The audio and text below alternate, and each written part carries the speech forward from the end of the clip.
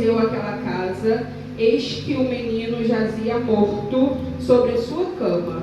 Então entrou ele e fechou a porta sobre eles ambos, e orou ao Senhor. E subindo a cama, ele deitou-se sobre o menino, e pondo a sua boca sobre a boca dele, os seus olhos sobre os olhos dele, e as suas mãos sobre as mãos dele, se estendeu sobre ele, e a carne do menino aqueceu. Depois desceu e andou naquela casa de uma parte para outra, e tornou a subir. E novamente se estendeu sobre ele. Então o menino espirrou 7 vezes e abriu os olhos. Vou repetir. O menino espirrou 7 vezes e abriu os olhos. Então chamou a Geazi e disse: chama esta sunamita. Ele a chamou e ela veio. E disse ele: toma o teu filho. E disse ele: toma o teu filho. E entrou ela, se prostrou aos seus pés e se inclinou à terra. Tomou o seu filho e saiu. Os irmãos podem se sentar, glorificando o nome daquele que é digno de toda a honra, de toda a glória e de todo o louvor. Essa mensagem é uma mensagem que, na verdade, quando Deus me deu essa mensagem, eu ainda nem estava pedindo ao Senhor uma mensagem. Deus me deu essa mensagem no momento em que eu estava na minha casa, em um dia comum. E quando Deus me deu essa mensagem, eu meio que não entendi. E depois veio a chamada para pregação. E eu falei assim: Senhor, então confirma no meu coração se é essa mensagem que o Senhor quer que eu leve naquele dia. E aí eu continuei buscando ao Senhor, e quando chegou aqui, Deus usou o evangelista Rodrigo numa ministração, e ele falou um pedaço dessa mensagem. Eu falei assim: Senhor, eu entendi que é essa mensagem que o Senhor está confirmando ao meu coração. Essa mensagem é uma mensagem que vai falar muito ao meu coração, e eu acredito que ela também vai falar ao coração de cada um de vocês. A mensagem vai falar sobre praticamente alguns personagens, mas os personagens principais dessa mensagem são Eliseu, Sunamita e Geazi. Sunamita, ela era uma mulher rica e influente na cidade de Sunem. Eliseu era conhecido como um homem fiel. Ele era o sucessor de Elias e ele era um profeta de Israel, um homem que realizou grandes feitos na sua passagem pela terra. Geazi, ele era conhecido como servo e auxiliar de Eliseu. Ele também presenciou e testemunhou alguns milagres sobre a terra. Essa mensagem é uma mensagem que vai dizer sobre uma mulher que era observadora. O texto lá no início, lá no verso 8, vai falar sobre uma mulher chamada Sunamita, da cidade de Sunem. Na verdade, não sabemos muito bem o nome dela, mas ela era conhecida como Sunamita. E aí, a mensagem de Deus vai dizer que quando ela vê aquele homem, né, Eliseu, passando pela cidade de Sunem, ela simplesmente convida ele para entrar em sua casa e fazer as refeições, porque não era comum, mas de vez em quando ele passava por lá. E quando ele passava por lá, ela, como uma mulher observadora e hospitaleira, ela convidava ele para poder entrar, se chegar e tomar café, comer pão, enfim, fazer ali suas refeições. E a Bíblia vai relatar que ela era uma mulher observadora. E ela, como uma mulher observadora, ela observa que Eliseu era um santo homem de Deus. É assim que ela intitula Eliseu. Ela vai dizer que ele era um homem de Deus, um santo homem de Deus. E aí aqui eu já fiquei pensando, como é que ela entendeu que ele era um homem de Deus? Só porque ela observou? E Deus me fez entender que não só porque ela observou, mas porque ela tinha visão do alto, porque ela tinha visão do céu. E automaticamente, quando aquela mulher ela percebe que Eliseu ele é um santo homem de Deus, ela chega para o seu marido e diz: marido, vamos nós fazer um quarto para esse homem. Aqui junto do muro a gente faz um quarto, a gente coloca ali uma cama, uma mesa, uma lamparina e uma cadeira, para que toda vez que ele vier, ele tenha onde descansar. Para toda vez que ele vier, ele tenha onde repousar. E aí Deus já me fez entender, porque eu não sei os irmãos, mas não é qualquer pessoa que a gente coloca dentro do nosso lar. E aquela mulher, como uma mulher observadora, uma mulher que prestava atenção, que observava e tinha visão do alto, ela entendeu que ele era um santo homem de Deus. E assim ela decidiu no seu coração, junto com o seu marido, ela sendo uma mulher hospitaleira, resolveu fazer um quarto para ele em seu lar. E aí Deus me fez entender, eu fiquei na verdade perguntando ao Senhor, Senhor, o que fez aquela mulher achar que aquele homem era um santo homem de Deus? E aí Deus me fez entender. Muitas das vezes a gente não entende, mas nós temos uma nuvem de testemunha que nos cercam. E aí automaticamente quando passa uma mulher e um homem de Deus, nós somos reconhecidos não só pelo brilho do Espírito Santo, nós somos reconhecidos porque temos a fala, nós falamos como se fossem mulheres e homens de Deus, a nossa vestimenta fala sobre nós, a forma que nós andamos, a forma como nós pensamos, a forma como nós nos posicionamos fala muito sobre nós, fala sobre quem somos na casa e na presença do Senhor, quem somos na nossa família, no nosso ambiente de trabalho, quem somos no nosso ambiente, no nosso ciclo, todos os dias. E aí eu entendi que aquela mulher, ao observar aquele homem, eu acredito que pela postura dele, ela entendeu que ele era um santo homem de Deus. E a Bíblia vai relatar que quando passa um tempo, aquele homem ele retorna depois que o quarto está pronto. E quando ele se achega ali, ela mostra para ele o quarto, ele se achega, ele descansa, mas automaticamente o texto vai dizer que ele fica maravilhado com tudo aquilo. Eu acredito que eu também ficaria, porque como é que uma pessoa que me hospeda em sua casa, acredito eu que não tem muita intimidade comigo, vai se preocupar em cuidar de mim, fazer um quarto para mim na sua casa. E aí Deus me fazia entender que independente de qualquer coisa, independente de qualquer circunstância, Deus ele cuida e zela por você, independente de como tudo vai se suceder. E aí acredito que eu conjecturo que ele ficou maravilhado, se perguntando, meu Deus, por que essa mulher se preocupou em fazer um quarto aqui para mim? Por que essa mulher se preocupou em cuidar de mim? Por que essa mulher está com esse cuidado excessivo? O que eu posso fazer por ela? E aí ele chama Geazi e pede para que chame a sunamita. E quando ele chama a sunamita se põe à porta. E ele vira para a sunamita e diz, o que é que eu posso fazer por você? Porque você tem cuidado de mim com tanto zelo, você tem cuidado de mim com tanto carinho. Eu acredito até que ele virou para aquela mulher e falou, nós não somos nem tão próximos assim. Eu venho aqui de vez em quando e desde então você tem se preocupado em cuidar de mim. O que eu posso fazer por você? E como eu disse no início, ela era uma mulher rica e influente. Na verdade, ela não tinha muito, ela não precisava de nada. A verdade era essa. E ela vira para ele e diz, eu estou satisfeita com tudo que eu tenho. Tudo que eu tenho, tudo que o Senhor já me deu, já tenho casa, já tenho família. Não preciso de nada. E eu fiz isso por você porque o Senhor colocou no meu coração para que eu fizesse. Eu não fiz esperando nada em troca. Então pode ficar tranquilo, pode descansar o seu coração. E todas as vezes que você vier, você pode se chegar no seu quarto e ficar à vontade. Porque eu não fiz esperando nada em troca. Conjecturo eu que ela falou isso para ele.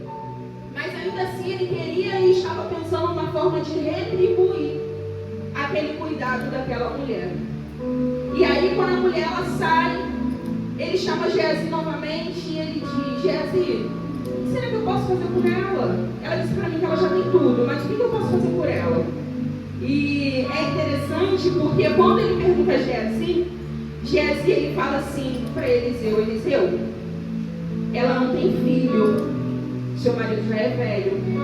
Aqui o texto, nas entrelinhas, vai dizer que ele era idoso, ou seja, automaticamente ele não podia fazer filho. E quando eu me deparei com esse trecho dessa mensagem, Deus me fazia lembrar de Sara e Abraão. Porque Abraão e Sara, eles tinham uma promessa, mas eles levaram, parece que 25 anos até o cumprimento da promessa. E quando eles vão gerar Isaac, quando Isaac nasce, Abraão já tinha 100 anos e, salvo engano, Sara já tinha 90. Ou seja, na realidade humana, eles não podiam ter filho. Porque eu fico pensando e imaginando, Sara com 90 anos, tendo que fazer talvez até um parto normal, acredito que nem tinha cesárea naquela época. Eu imagino a força que ela, porque todo mundo sabe que a mulher, quando ela está no parto normal, ela precisa fazer muita força. E eu imagino já a Sara, já velha, tendo que gerar aquele menino. Mas o Senhor me fez entender que quando é promessa, não importa. Deus, Ele prepara todas as coisas. Deus, Ele prepara o momento. Deus, Ele prepara o seu corpo. Deus, Ele prepara a sua mente. Deus, Ele te prepara para que aquilo possa acontecer. Isso quando é promessa do Senhor. E aí quando Geazi fala para Eliseu, ela não tem filho, seu marido já é velho. Eliseu manda chamar a sunamita novamente. E quando o sunamita se achega lá, ele vira para ela e diz: daqui a um tempo você terá um filho. E ela vira para Eliseu e diz: não me enganes, não minta para a tua serva. E aí, simplesmente, eu acredito que ela, no coração dela, ela estava pensando: como que eu vou ter um filho, mediante a tantas promessas, mediante a tudo que já foi me dito, até hoje eu não consegui gerar, e hoje que meu marido é velho, como é que eu vou conseguir ter um filho? E ela fala para ele: não mintas para mim, não me iludas. Eu acredito que ela disse, né? Não me iludas, porque eu sei que eu não vou poder ter um filho. E quando ele promete, ela fala isso e ela sai. E a Bíblia vai dizer que no tempo determinado, aquela mulher, ela gera. E ela gera e o menino nasce.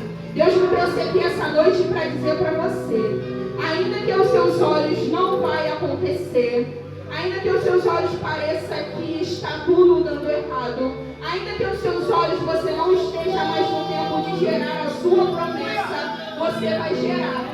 Ainda que aos seus olhos não tenha mais tempo, ainda que aos seus olhos pareça que não vai acontecer, não se preocupe, porque o Senhor que prometeu, Ele faz. Ainda que as circunstâncias digam não, se a promessa do Senhor vai acontecer, porque o Senhor não é homem que minta, nem filho do homem para que se arrependa. Então, se Deus Ele prometeu, vai acontecer, independente das circunstâncias, independente do momento. Confie principalmente no Senhor, que nós possamos entregar para o Senhor, porque o Senhor Ele faz. Aleluia. E aí a palavra de Deus vai dizer que no tempo aquela criança nasce. E passado algum tempo, depois que aquela criança ela nasce, ela vai para o campo onde está o seu pai com os trabalhadores na colheita. E quando ele chega lá, o menino já crescidinho, quando ele chega lá, ele começa a sentir uma forte dor de cabeça. E ele começa a dizer: ai minha cabeça, ai a minha cabeça. E automaticamente o pai vira e diz: leva o menino para a mãe. E é interessante que quando ele fala leva o menino para a mãe, eu já fiquei imaginando, né? Porque automaticamente a criança tem um pai, tem uma avó, tem um avô. Mas tudo que acontece, independente, a mãe sempre sabe o que fazer. E automaticamente o pai vira e diz: leva para a mãe. Um de seus moços pega aquele menino e leva para a mãe. E é interessante que, além de sunamita, Deus me fez entender, além dela ser observadora, ela era uma mulher sábia e equilibrada. Porque quando o menino chega lá, a Bíblia vai dizer que ela se põe sobre o seu joelho. Ou seja, mediante as circunstâncias, ela vendo que o seu filho estava com dor de cabeça, ela dobra o seu joelho, ela se coloca sobre o seu joelho. E ali ela fica com aquele menino, e a Bíblia vai dizer que quando é o meio-dia, aquele menino morre. E eu acredito que aquela mulher deve ter ficado por dentro desesperada, mas com uma fé de que o filho dela não iria permanecer morto. Porque aquilo que é promessa, quando é promessa do Senhor, ainda que morra, se for promessa do Senhor, vai reviver. Porque o Senhor que prometeu, Ele não volta atrás na sua palavra. E aquela mulher, eu acredito que ela desesperada, sem saber o que fazer, ela pega, na verdade sem saber o que fazer não, porque imediatamente quando ela se levanta de seu joelho, ela pega aquela criança e ela tem em sua mente, acredito que direcionada por Deus, de colocar aquela criança sobre a cama de Eliseu. E aí Deus me fez entender algumas coisas mediante a esse posicionamento. Na verdade, o texto vai dizer que ela pega o menino, deita sobre a cama. Quando ela deita sobre a cama, ela fecha a porta. E Deus me fez entender que ali era como se fosse o lugar de conexão de Eliseu com Deus. Então eu acredito que quando aquela mulher ela deita o menino sobre a cama de Eliseu, dentro do coração dela ela está: eu estou entregando o meu problema diretamente Deus. Eu estou entregando o meu filho morto para Deus. E Deus me fez entender também que quando aquela mulher entra no quarto e ela fecha a porta, ela impede que qualquer pessoa toque no menino morto, ela impede que qualquer pessoa saiba que aquele menino está morto. E ela impede que qualquer pessoa saiba até que seja anunciado ou iniciado o sepultamento do menino.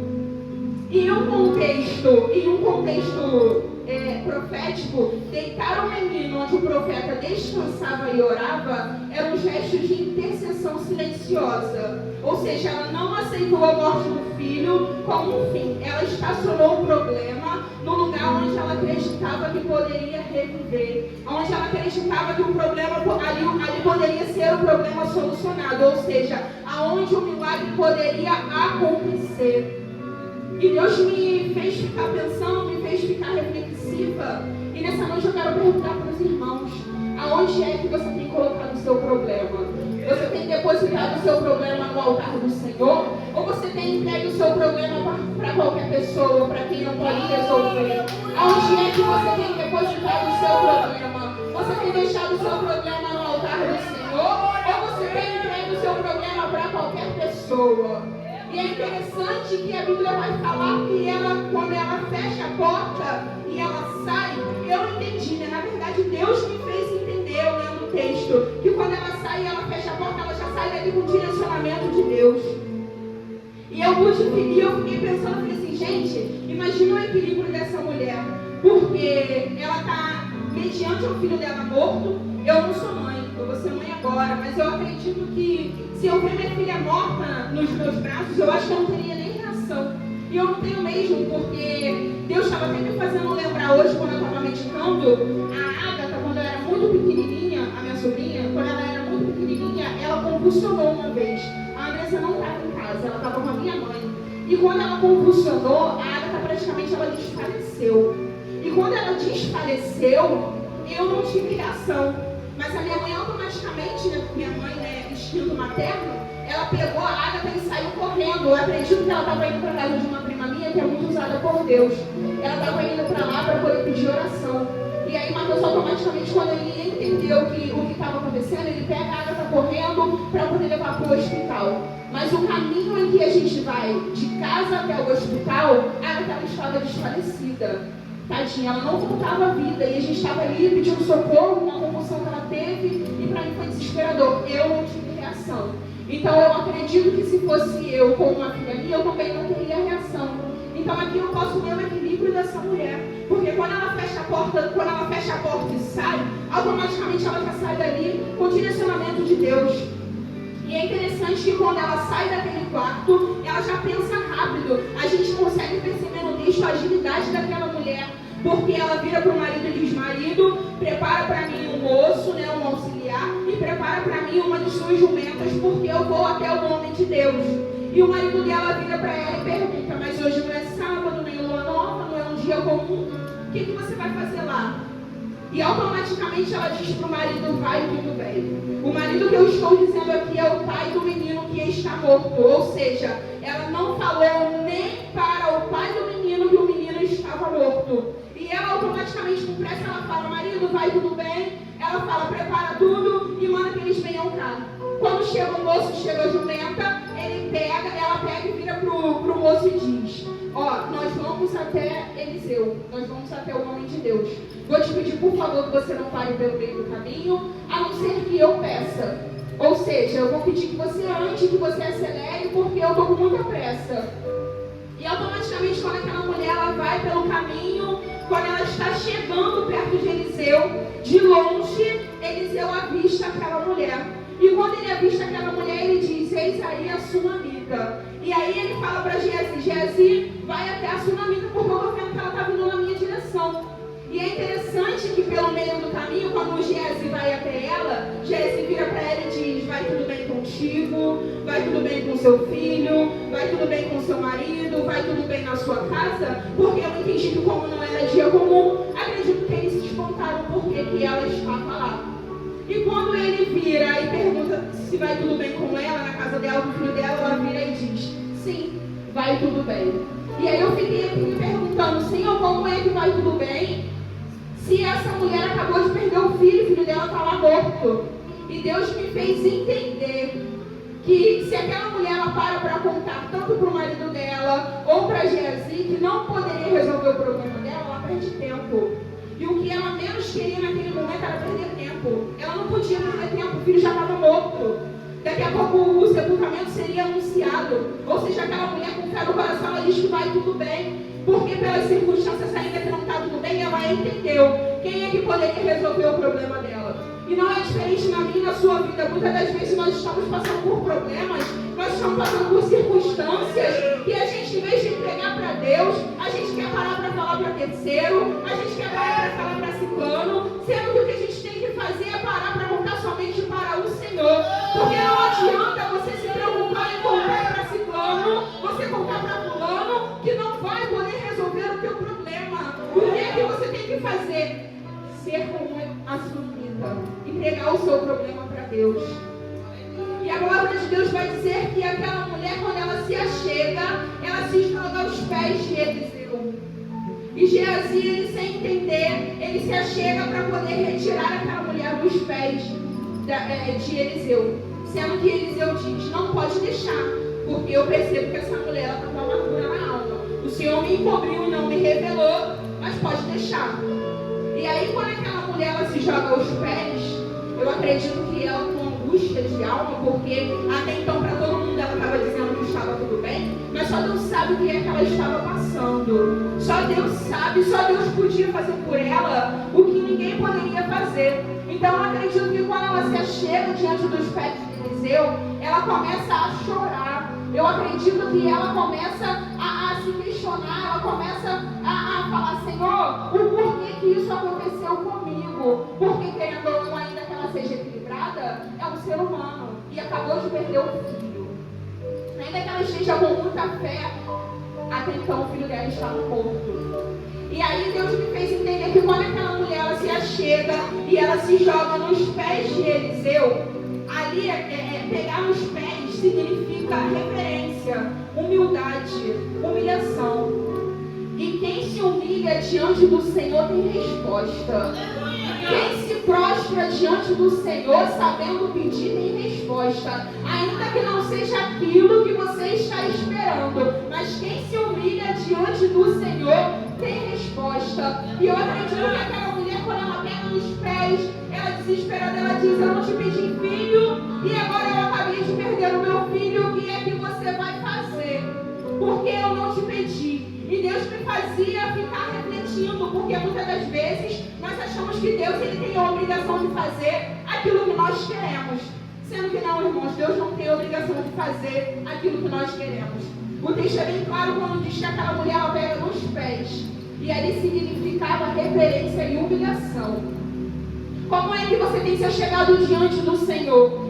Como é que você tem se chegado para falar com o Senhor? Você tem se humilhado, você tem se prostrado, você tem chegado com o pé na porta. Ah, Senhor, o Senhor tem que fazer. Deus não tem que fazer. Porque eu e você sem Deus somos nada. Mas Deus sem nós, Ele continua sendo Deus. Então se Deus quiser fazer, Ele faz.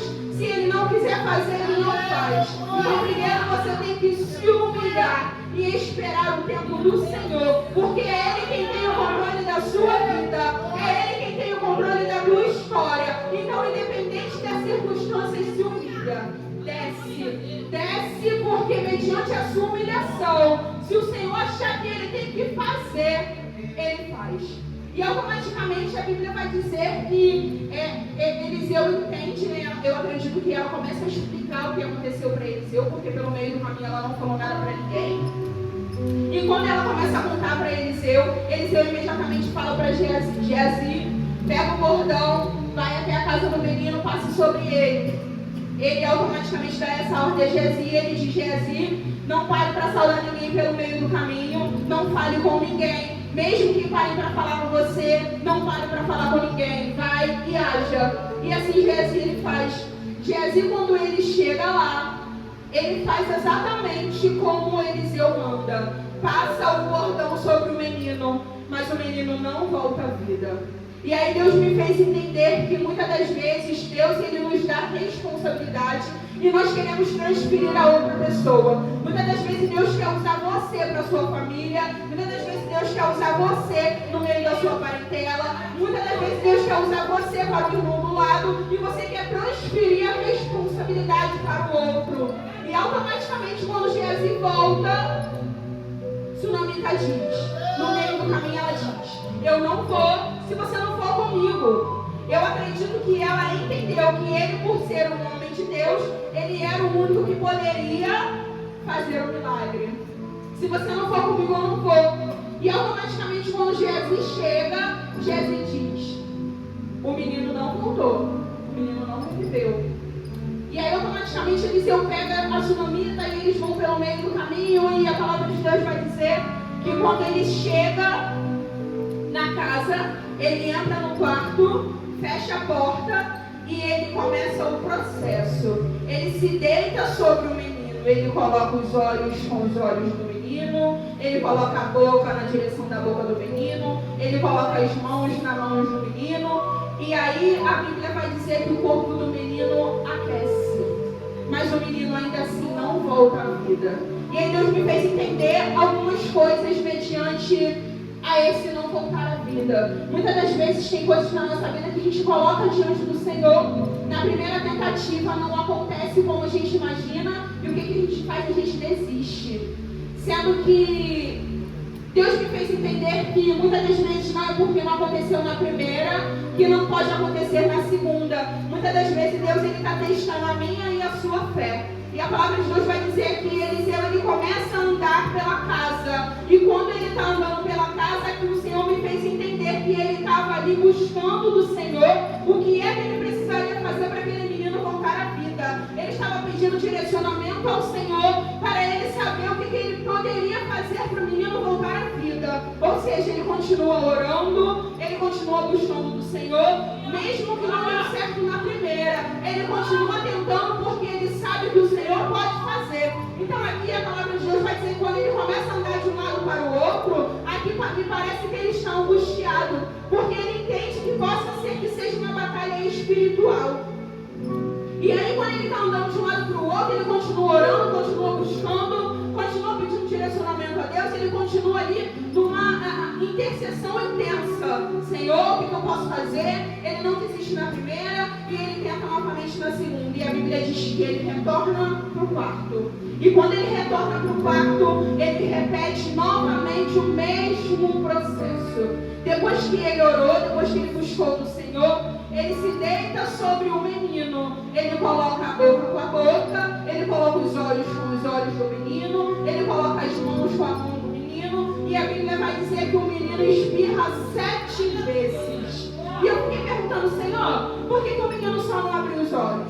A Bíblia vai dizer que o menino espirra 7 vezes e ele abre os olhos. E Deus me fez entender que o espirrar aqui é voltar à vida, é retornar o fôlego. É como se Deus ele tivesse soprado o fôlego no nariz do menino e automaticamente o menino espirra 7 vezes e volta à vida, ele abre os olhos. Ou seja, não deu certo na primeira, mas Eliseu ele não desistiu. Ele insistiu com o direcionamento de Deus, ele repetiu o processo e o menino voltou à vida. E Deus me fez entender que muitas das vezes na minha, na sua vida não é diferente, porque não acontece na primeira, não acontece na segunda, nós queremos largar o processo, nós queremos desistir pelo meio do caminho, porque nós achamos que não vai dar certo. Só que Deus me trouxe aqui nessa noite para dizer para você, ainda que não deu certo na primeira, ainda que não dê certo na segunda, que você tente a terceira, porque é o Deus que prometeu, ele garante. E quando é promessa, não adianta que o milagre ele vai acontecer. Quando é promessa do Senhor, não adianta que não tem Satanás, não tem diabo, não tem ninguém, porque quando é promessa do Senhor, o milagre acontece. Se Deus achar que tem que reviver, vai reviver. Eu não sei o que é que você deixou na sua casa, o que é que está morto lá, mas o Senhor mandava te dizer nessa noite: insista, persista, seja resiliente, ainda que aos seus olhos pareça que não vai acontecer, ainda que aos seus olhos você ache que não vai dar certo, ainda que a primeira não deu porque pode na terceira vez acontecer, se assim for a vontade do nosso Deus. Porque quando é promessa de Deus, não adianta que não morre. A promessa de Deus, ela não morre. E aí Eliseu, ele pede a Geazi, quando o menino ele volta à vida, ele pede que chame a mãe, chame a sunamita. Pede para os irmãos ficarem de pé, por favor. E aí, quando ele pede para chamar a sunamita chega. E quando a sunamita chega, ele fala: toma o teu filho.